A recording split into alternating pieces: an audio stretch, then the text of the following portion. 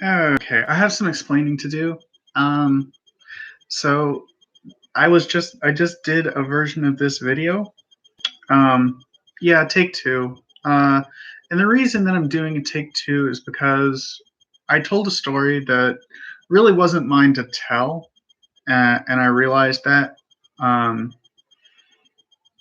and I also realized that I was dancing really, really close to um, a an agreement clause in my employment contract where I wasn't allowed to say anything bad about, hey, Lilith is here. Oh, I love Lilith. How you been? Um, and obviously, yes, Scott, dear, dear friend. But yeah, so yeah, well, that makes two of us. But so, Lilith, what you might have missed in the last video that I just did and then deleted, I told a story that I realized wasn't really mine to tell, and I also came really close to violating a clause in my employment contract that says I'm not really allowed to say anything negative about the company ever, and I don't have enough money to endure a lawsuit by them, so I deleted that. Um, but so the upshot is that I'm not working anymore at the company that I was the last time I had a live stream. Yeah, I wish I'd thought of that before I recorded it, but you lives and learns, right? Um, so yeah, I'm no longer working at the company that I was working for. Um, and there are a lot of really complicated reasons that were partly emotional, but mostly logistical. I was a 1099 contract employee, independent contractor. And so all of the expenses of running the business were on me. Um, in 3 months that I worked at that company, I made $300. And I spent at least twice that much just trying to keep on top of the cost of doing business. Uh, Scott, what is going on with this third world nation thing? I'm not going to. I don't have ambitions to be the dictator. Okay, that's not me. I'm. Yeah. I mean, probably stoke some insurrection, but yeah, yeah. Okay, so Lilith asks, what the hell kind of place is that? Insurance sales. I was an independent contractor insurance salesperson. The only cost of business that I did not incur personally was the cost of materials and the initial bucket of leads, of sales leads. Um, and I'm not real good at sales, and I have no experience in sales. So, you know, it turned out that like I couldn't endure the costs because I make almost no money. Like my disability is poverty wage. Um, I could not endure the costs of being an independent contractor in something that might pay off maybe. Like it would be different if I were doing Uber, because Uber, when somebody orders an Uber, it arrives within 4 months of the order date. People remember they ordered it, and people absolutely want the service. It doesn't require convincing them to want the service. So there's not really a chance, like you may get a teeny tiny portion of the funds, but it's just like you don't have to convince them to buy it. So, being an Uber contractor is actually a little easier. Yeah, that would be hilarious to see someone second guess an Uber like, "Hey, who are you now? I'm your Uber driver. I texted you like 5 minutes ago. Yeah, I don't remember that. What's your name? My name is Sophia, like I told you. Yeah, Sophia, what's your company's number? I'm going to call and make sure you're with Uber. I'm like, what are you talking about, man? Do you want to ride or not?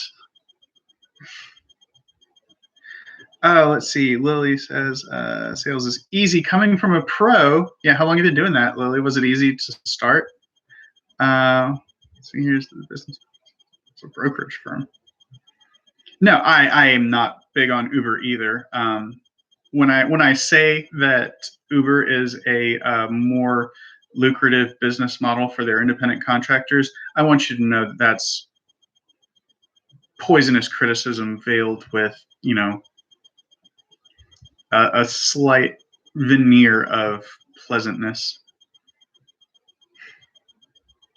Yeah, see, there you go. Well, it took you years to get started from that. And it's not like if you had to bear all of the costs of your failure in those early years, would you have stuck with it?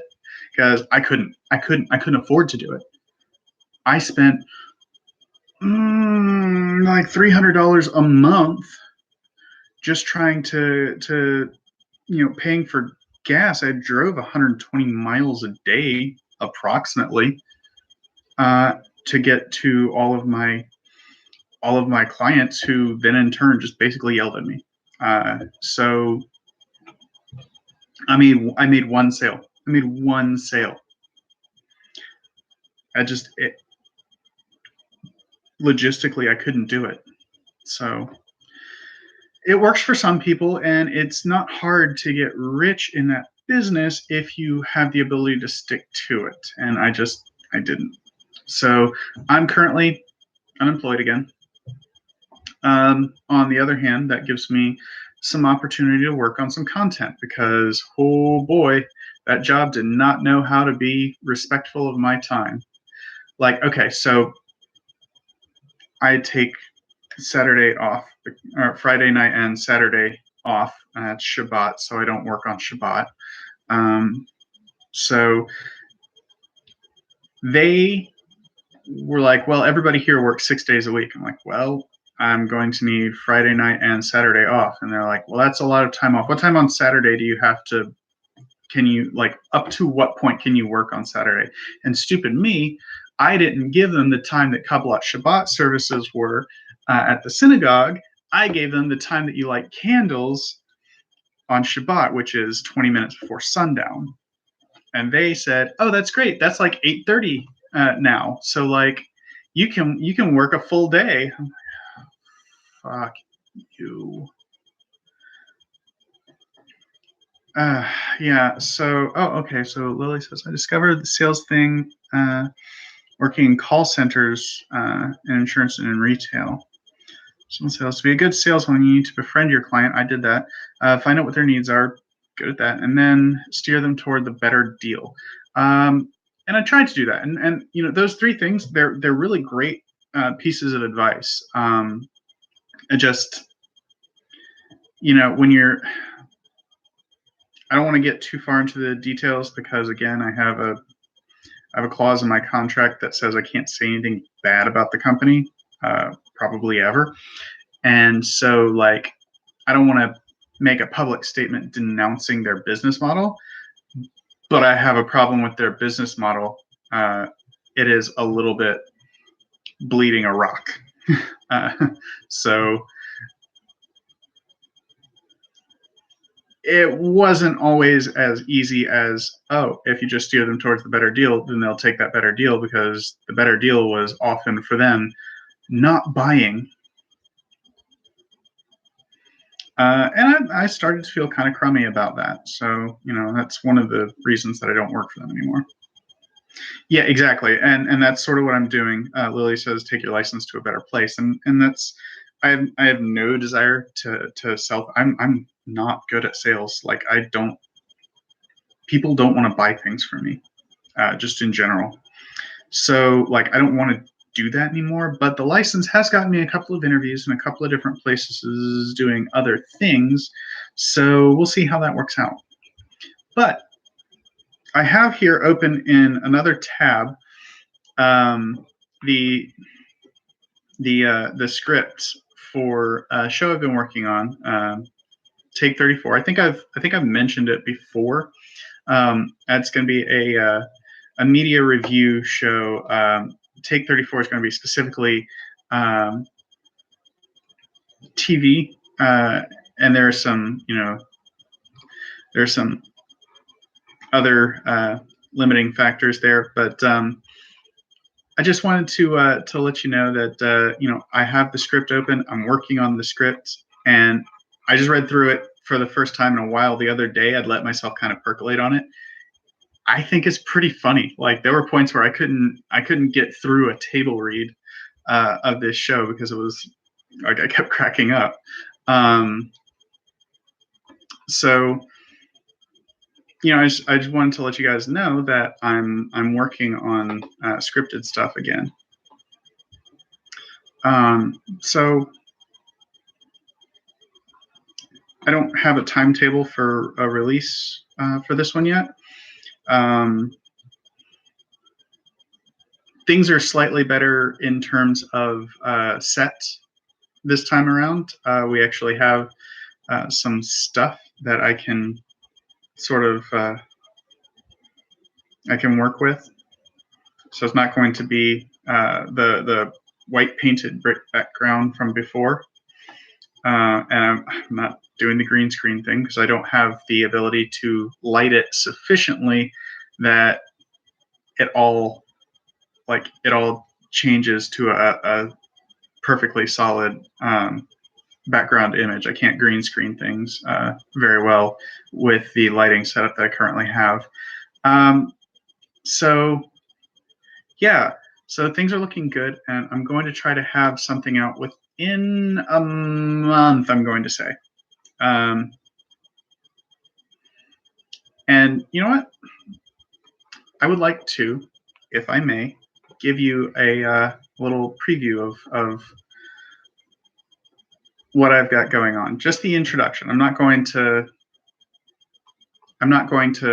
spoil anything for you, but let's do a little table read of just the introduction here. Let's see if okay. This is that's episode 3. No, we don't want to do that. We want to do episode 1. There we go. Right. I can do it. I can do a table read of the opening. So I don't yet have an introduction sequence set up, but we'll get there. Oh, I suppose. Oh, pshaw.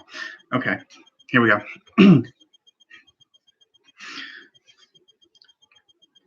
Hey there, folks. Welcome to my new show, Take 34. This is a television criticism series where I will dissect television programs and explore what makes them tick and what makes them effective, or alternatively, what fails to do that. Unlike some other show, who has the time for any of that shit? I won't be doing any goofy nonsense like a narrative section.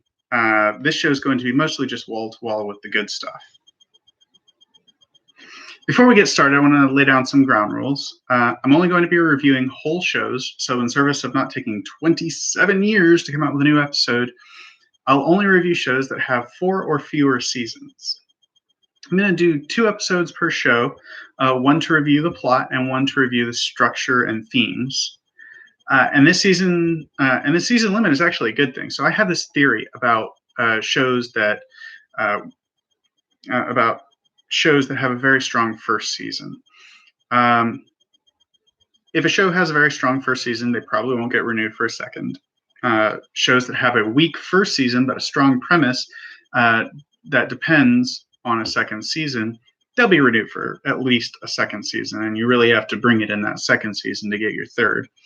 The third season is where the studio knows they're going to make money off of it, and so they get a little bit lazy. And the fourth season tends to be very flashy, and there'll be some very good moments, but ultimately, the fourth season is typically empty. Everybody's just kind of phoning it in at that point, and the best of shows fall apart at that point. So they get canceled at that point before they can drag on into mediocrity like late series Trek. Basically, the best TV ever made all got canceled before their 5th season. That is my theory.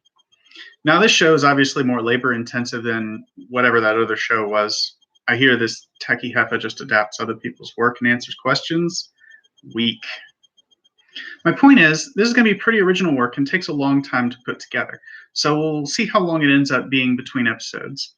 I'm hoping fortnightly, but no promises. We'll really just have to wait and see. Anyway, and I want to inject here that this was written before Fortnite was ever a thing. So I literally meant every 2 weeks and no reference to the video game at all. Just happy coincidence. Anyway, back to it. So anyway, today I want to talk to you guys and gals and etceteras about something that I was kind of cringing over when I heard about it.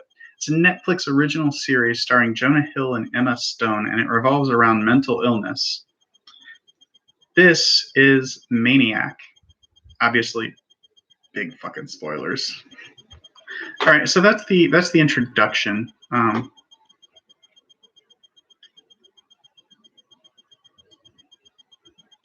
boy, Fortnite is 2 weeks. Oh, you kids. Yeah, I know. That's what I was saying. Yeah, like I literally meant every 2 weeks I'd hope to have one of those episodes, and like that just happened that this stupid fucking game came out in the interim. So happy coincidence that it's basically like I can put that in the tags. I said Fortnite, so put Fortnite in there. I'm gonna get some gamer traffic.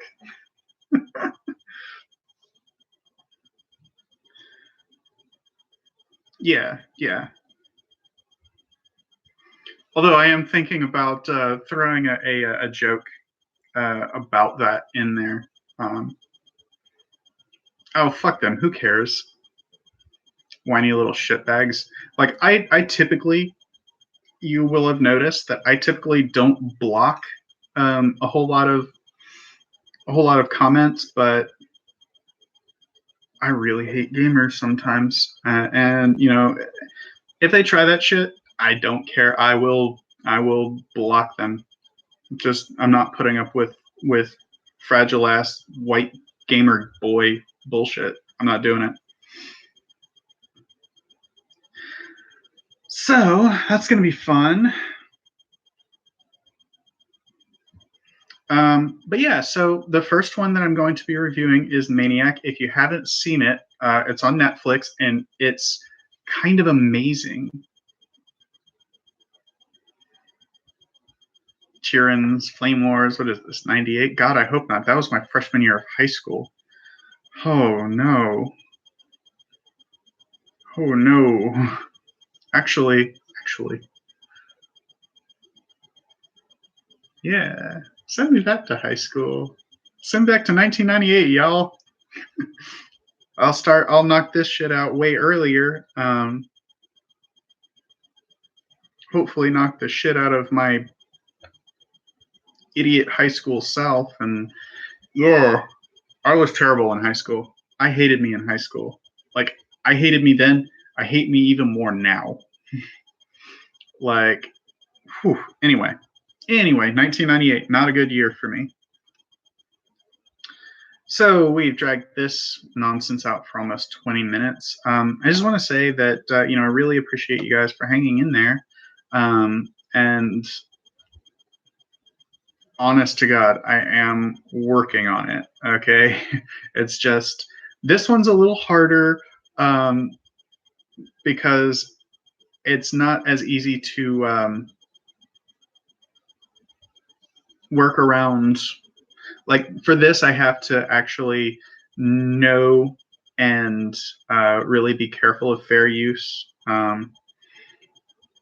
as well as, there's a slightly more technical aspect in stealing clips from, well, I say stealing, but like recording clips from a Netflix show is not as easy as, just dancing in front of a camera and talking to a stuffed penguin.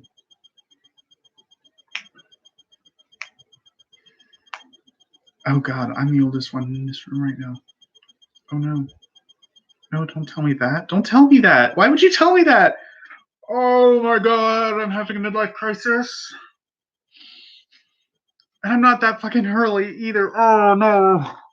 Thank you. Thank you for mentioning that.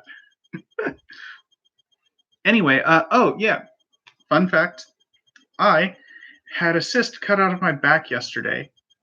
The reason that I realized that I failed to mention that before was because as I leaned forward and moved my arm in front of me, like the stitches stretched and like